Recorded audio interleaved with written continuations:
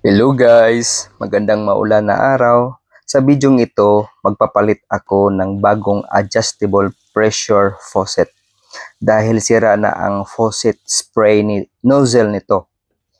Ngayon, DIY tayo ngayon para makatipid sa gastusin. Yan, makikita nyo, sobrang luma na. Kaya bumili ako ng isang set para mapalitan lahat. Yan ang bagong adjustable pressure faucet. Yan. Kompleto siya. Yan. At syempre, gagamit tayo ng tools tulad ng spanner or pipe wrench, hammer. Yan.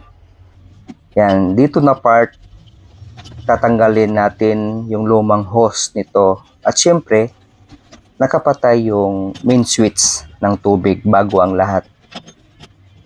Yan, at saka dapat may timba ka para yung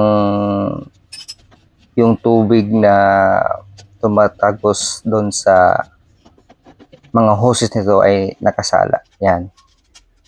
Dito naman na part ay ikinabit ko na yung bagong faucet. Yan, i-assemble ko. Madali lang yan. Kahit kriduan tinapos, kayang-kaya nito. Yan. Yan, kinabit ko na yung bagong hoses nito.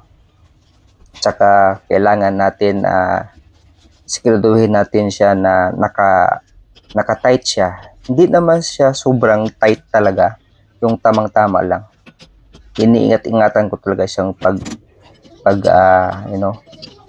pag-tight dyan para hindi masira yung thread sa sobrang luma niya.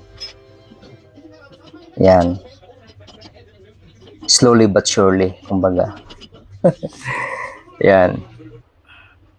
Yan. Okay na. Okay na. Testingin na natin. Tadang!